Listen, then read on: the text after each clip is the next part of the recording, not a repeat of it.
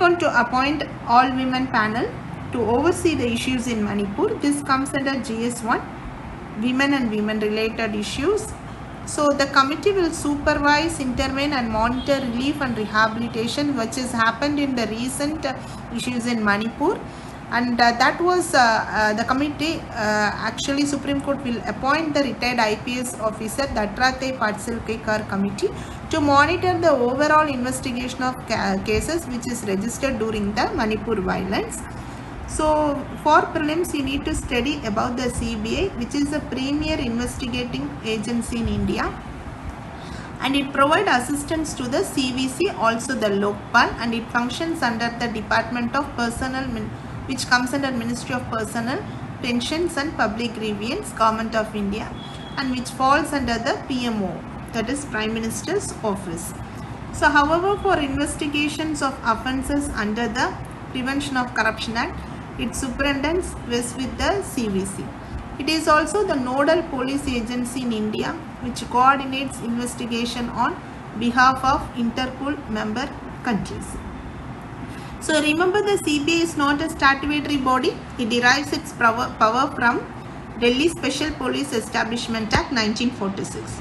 The establishment of CBI was recommended by Santanam Committee on Prevention of Corruption Act. So then next issue is Rajya Sabha clears Delhi Service Bill, which is backed by 131 MPs. So this is comes under GS2, issues and challenges to federal structure. So the Rajya Sabha passed the government of NCT amendment bill on Monday. So and the bill was cleared by Lok Sabha. The bill actually put inquiries and suspension of officials in Delhi that comes under the control of central government. So it curtails the power of state government. Lieutenant government will have sole discretion over various matters, including the recommendation from National Capital Civil Service Authority and the decision related to Delhi Legislative Assembly. So the National Capital Civil Service Authority will comprise the Chief Secretary of Delhi, Principal Home Secretary of Delhi and Delhi CM.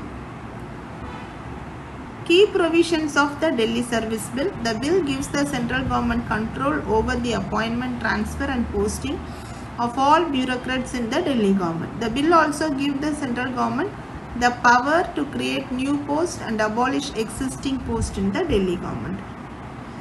The bill provides for a joint selection committee to be constituted for the appointment of bureaucrats, and the committee will have equal representation from the central government and Delhi government. And the bill provides a mechanism for resolution of dispute between the central government and Delhi government on matters of appointment, transfer and posting of bureaucrats. So already the question have been asked regarding the union territory. Idea of basic structure has debatable basis, says by Ranjan Gogoi. This was very important. This comes under GS2 polity. Former Chief Justice of India Ranjan Gogoi, who have been a nominated member in Rajya Sabha, says that the basic structure has a debatable jurisprudential basis. And this was his maiden speech in the upper house where he was participating on the discussion of the Delhi Service Bill.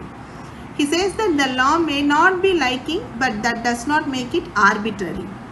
So the view that doctrine of basic structure has a debatable and very debatable jurisprudential basis, says by the former CJI.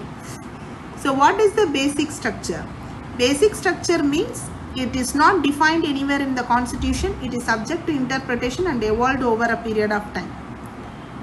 And it includes supremacy of the constitution, secularism, federalism, separation of powers, judicial review, rule of law, protection of fundamental rights, equality before law, protection of basic features of democracy. There are some components that generally considered as a part of basic structure that act as against the arbitrary changes to the constitution. Okay. Basic structure has been evolved in different cases. In Shankari Prasad case, they says that Article 368 is unrestricted one and it can be amended any part of the constitution. But in Sajjan Singh case, they says that the state they reformed the Shankari Prasad case and upheld the validity of 17 Constitutional Amendment Act, where land reforms beyond the scope of judicial review. In Golaknath case, again they departed that Shankari Prasad and Sajjan Singh case. It cannot amend fundamental rights under Article 368. That any amendment altering or abrogating fundamental rights should be unconstitutional. Keshananda Bharati case, which is a turning point in the evolution of basic structure. In the 7-6 majority judgment, they uphold that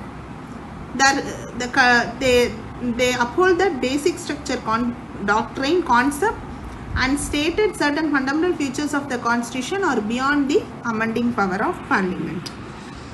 In Indira Gandhi versus Rajanarayan case, they says that Supreme Court expanded the scope of basic structure and they have added certain parts and articles in the basic structure. In Minerva Mill case, again they have added secularism, judicial review, federalism and democracy as a basic structure. And in Vaman Rao case, basic structure is not limited to explicit provision but also include implicit limitations. In Coelho case, the Supreme Court says that it provides certain laws from judicial scrutiny. Thank you. If you have any doubts, feel free to contact this number. Have a great day.